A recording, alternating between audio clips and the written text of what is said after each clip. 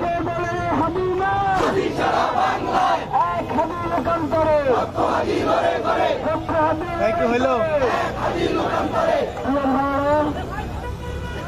সাংবাদিক ভাই এবং বন্ধুগণ, এবং আজকের শহীদ ওসমান হাদি হত্যার বিচারের দাবিতে আয়োজিত মিছিল মিছিল পরবর্তী সমাবেশে যারা উপস্থিত রয়েছেন তাদের সকলের প্রতি আন্তরিক কৃতজ্ঞতা এবং ভালোবাসা জ্ঞাপন করছি।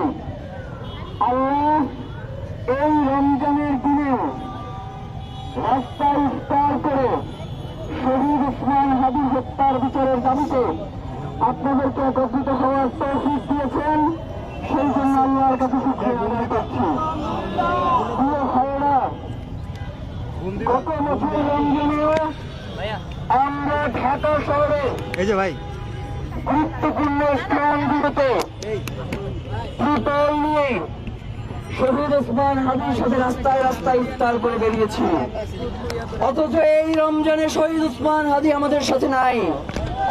তিনি কি বাংলাদেশে কারো টাকা মেরে খেয়েছেন? তার সাথে কি কারো কোনো ধরনের ব্যক্তিগত শত্রুতা রয়েছে? তার সাথে কি বাংলাদেশের কোন রাজনৈতিক দলের পদবীর ভাগ বাটোয়ারা নিয়ে ঝামেলা রয়েছে?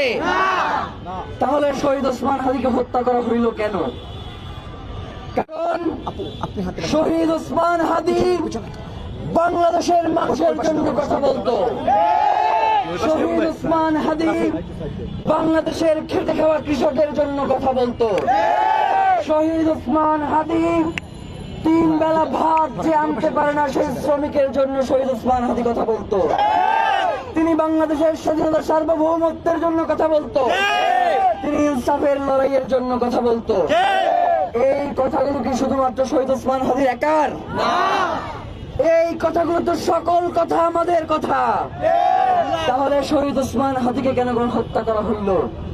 কারণ যখন আমরা ভয় পেয়ে এই শাসকদের সামনে কথা বলতে ভয় পেয়েছি, তখন শহীদ ওসমান হাদি তার চোখে চোখ রেখে কথা বলেছে, এই জন্য শহীদ ওসমান হাদি হত্যা করা হয়েছে। প্রিয় ভাইয়েরা, আপনাদেরকে স্পষ্ট করে বলি, শহীদ ওসমান হাদির হত্যাকাণ্ডের সময়সীমা আজকে 80 দিন পেরিয়ে গেছে।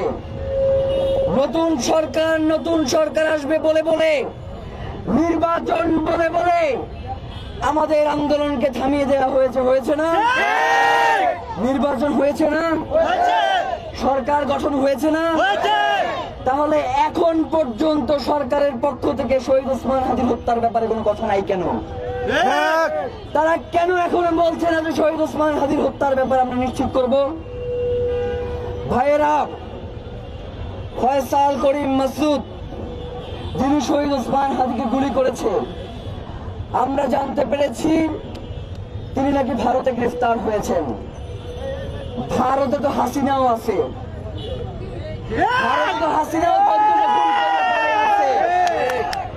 দেশে আনতে না পারলে ভারতে গ্রেফতার হইয়া কোনো লাভ নাই।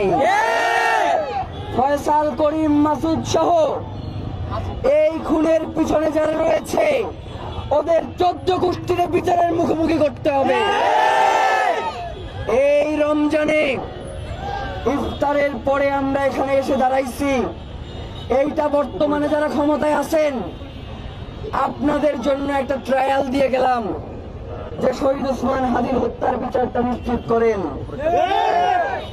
শুনছি 11 তারিখ নাকি সিআইডির মাধ্যমে আদালতে চার্জশিট দাখিল করবার কথা রয়েছে। গতবারের মতো যদি এইবারেও আদালতের যে নথি সাবমিট হবে চার্জশিট, সেইখানে যদি হত্যাকাণ্ডের পিছনে যারা রয়েছে তাদেরকে ধামা চাপা দেওয়ার চেষ্টা করা হয়, আমরা আদালতের সামনেই বসে যাব। তখন যদি কেউ আদালত অবমাননা করবার প্রসঙ্গ নিয়ে আমাদের সামনে আসেন, আমাদের ভাই বোনেরা যদি বলে প্রতিহত করবার চেষ্টা করে, তখন যদি মব বলবার চেষ্টা করেন, মব কারে বলে সেইটা দেখা দিব। প্রিয় ভাইয়েরা, শহীদ ওসমান হাদি তার জীবদ্দশায় 150 অধিক প্রোগ্রাম করেছে। জীবনে সাংবাদিক ভাই যারা রয়েছে কেউ বলতে পারবে না যে আমাদের একটা মিছিল ডান থেকে কোনোদিন বাম দিকে গেছে। আর অথচ ইদানিং সংবাদপত্রে দেখি কোন জায়গায় ঝামেলা হইনি ওইটার সাথে তাদের একটি ইনকিলাব মঞ্চের নামটা যুক্ত করে দিতে মন চায়। ভাই আপনাদেরকে স্পষ্ট করে বলি, যে মিডিয়া হাউসগুলো এই ধরনের জাউরামি করবেন, মানে আপনারা এই যে একমাত্র জাউরামি জানেন এই ব্যাপারটা মনে করিলেন না, একদম মিডিয়া হাউসের সামনে গিয়ে বসে থাকবো। ইনকিলাব মঞ্চ গতকালকে এইখান থেকে একটা মিছিল নিয়ে এরপরে জাদুঘরের সামনে গিয়ে মিছিল শেষ করে বাসায় চলে গেছে। রাতে গিয়ে দেখি আমরা নাকি কারো উপর হামলা করছি। মানে এই ভাইজলামি গুলো তাই মিডিয়ার মাধ্যমে করা হয়। সবার কথা বলতেছি না, যাদের কথা বলতেছি আপনারা সতর্ক হয়ে যান। এরপরে আবার একটা প্রকাশ করেন যে মিডিয়াকে প্রকাশ্যে হুমকি দিলেন ইনকিলাব মঞ্চের আব্দুল্লাহ জাবের, এটা লিখে দিলেন। মানে আপনার বিরুদ্ধে তো মামলা করা উচিত, মামলা যে করিনি এটা তো আপনার ভাগ্য ভালো। শহীদ ওসমান হাদির হত্যার বিচার নিশ্চিত না হওয়া পর্যন্ত আমাদের ভাইদের মধ্যে একজন ভাইও যদি আমরা জীবিত থাকি, আমরা শহীদ ওসমান হাদির হত্যার বিচার নিশ্চিত করব। শহীদ ওসমান হাদি বাংলাদেশের মানুষকে আজাদি চিনাইছে। শহীদ ওসমান হাদি বাংলাদেশের মানুষকে চিনাইছে কোনটা দাসত্ব আর কোনটা আজাদি। বাংলাদেশের মানুষ এখন আজাদি এবং দাসত্বের মধ্যে পার্থক্য করতে জানে। ক্ষমতার পিছনে কোনটারে চেতা বলে আর ক্ষমতারে লাথি মারা কোনটাকে বলে শহীদ ওসমান হাদি আমাদেরকে শিখাইছে। শেখ হাসিনা তো 153টা আসনে আনকনটেস্টেড নির্বাচিত হয়েছিলেন না?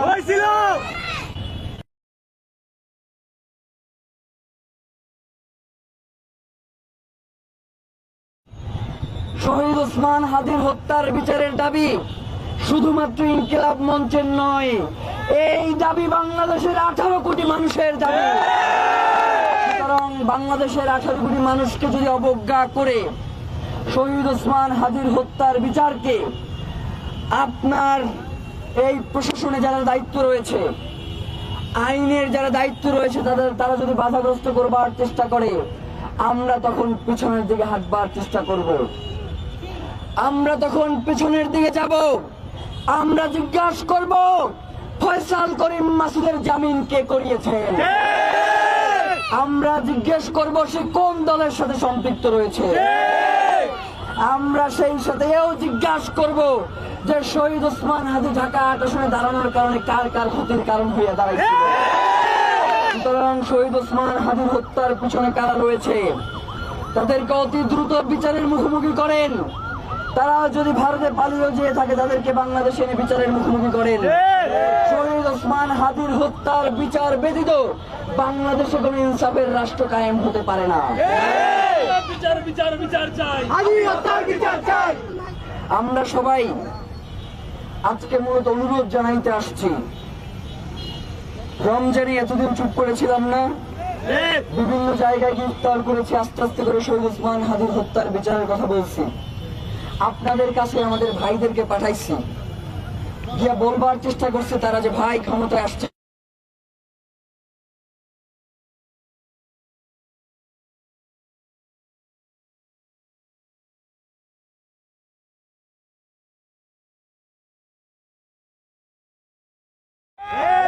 শহীদ ওসমান হাদিকে এখনো সময় আছে, মূল্যায়ন করুন। তার হত্যার বিচার নিশ্চিত করার মধ্য দিয়ে একমাত্র শহীদ ওসমান হাদিকে ধারণ করা যায়। ইদানিং আমরা বাংলাদেশের একটি রাজনৈতিক দলের কিছু ছাত্রী অ্যাক্টিভিস্টদেরকে দেখতে পাই, তারা শহীদ ওসমান হাদিকে নিয়ে বিভিন্ন ধরনের কটূক্তি করবার চেষ্টা করে। আমরা এই ছাত্রী অ্যাক্টিভিস্টের উদ্দেশ্যে তার দলের নেতাদেরকে বলতে চাই, যদি আপনারা এদেরকে না থামান তাহলে আমরা মনে করব যে আপনারা আপনাদের ছাত্রী অ্যাক্টিভিস্ট দিয়ে এইগুলো লেখান। বন্ধ করেন, এখনো সময় আছে, বন্ধ করেন। বাংলাদেশের মানুষকে আপনাদের সামনে মুখোমুখি করাইয়েন না।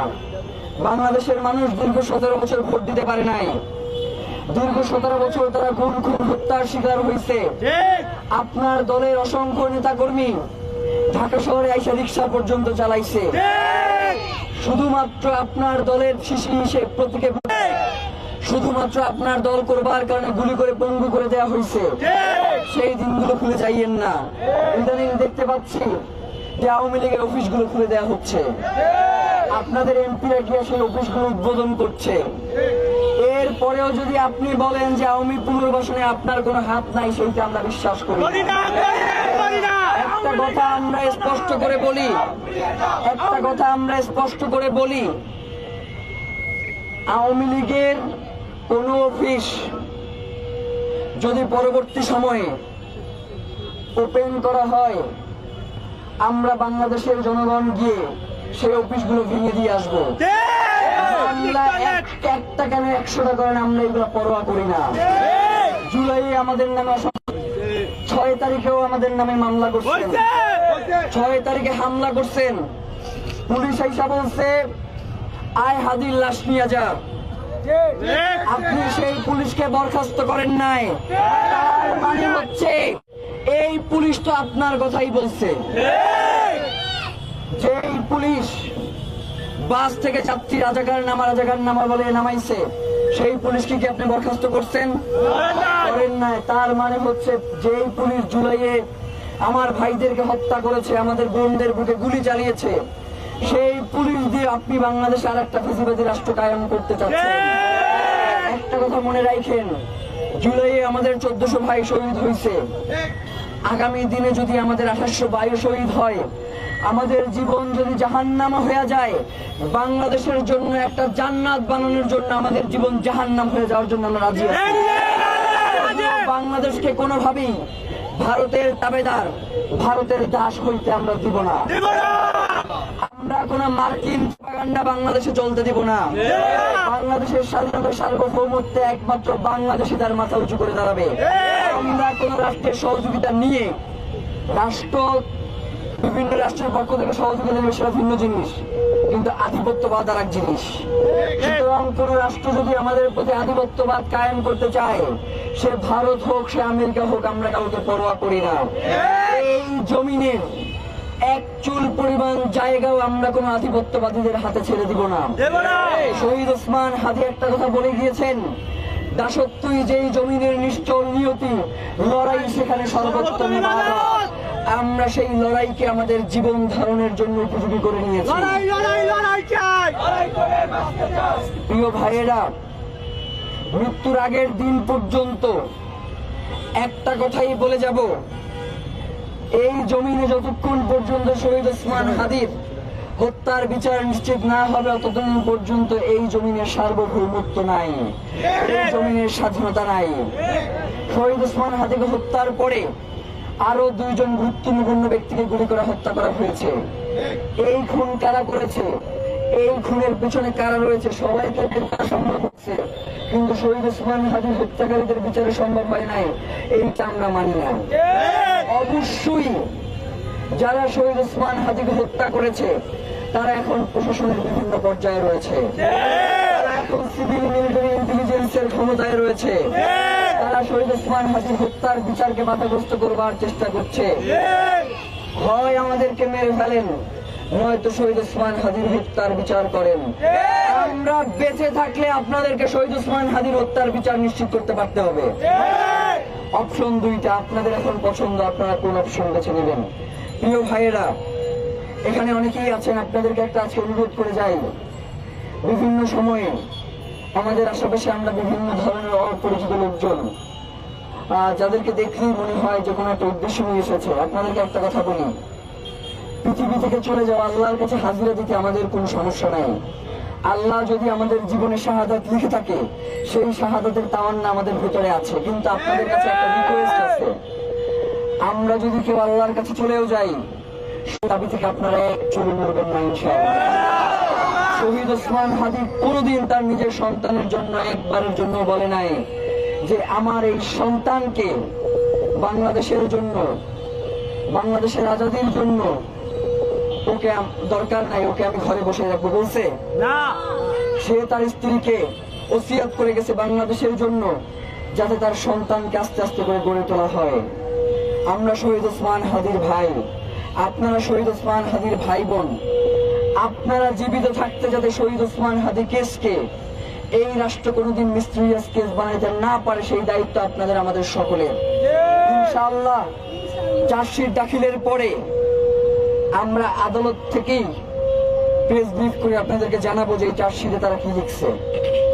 হয়তো 2 দিন সময় লাগবে পুরো চার্জশিট পড়তে। 2 দিন পরে যদি আপনাদেরকে ডাক দেই যে আপনারা শহীদ ওসমান হাদির হত্যার বিচারের দাবিতে রাজপথে নেমে আসুন, আপনারা পারবেন না আসতে ভাই? ইনশাআল্লাহ বাংলার এই জমিনকে সকল ধরনের আধিপত্যবাদ মুক্ত না করা পর্যন্ত, বাংলাদেশকে একটি ইনসাফের রাষ্ট্র কায়েম না করা পর্যন্ত, বাংলাদেশের সীমান্ত সুরক্ষিত না করা পর্যন্ত, বাংলাদেশের রাষ্ট্র ব্যবস্থায় সৎ এবং যোগ্য লোকদেরকে বসানো না পর্যন্ত আমাদের এই লড়াই চলছে, আমাদের এই লড়াই চলবে ইনশাআল্লাহ। সবাইকে অসংখ্য ধন্যবাদ। বাংলাদেশ জিন্দাবাদ, ইনকিলাব জিন্দাবাদ। সবাই অনেক কষ্ট করেছেন। ইফতারের পরে আমি দেখেছি যে সবার মন চায় একটু বিছানায় গাটা এলিয়ে দেই, কিন্তু আপনারা বিছানায় না গিয়ে আপনারা শহীদ ওসমান হাদির জন্য রাজপথে এসে দাঁড়িয়েছেন। সুতরাং শহীদ ওসমান হাদিকে নাই করে দেয়া কারো পক্ষে সম্ভব না ইনশাআল্লাহ। শহীদ ওসমান হাদি ছিল, শহীদ ওসমান হাদি আছে, শহীদ ওসমান হাদি থাকবে ইনশাআল্লাহ। বাংলাদেশের আজাদী।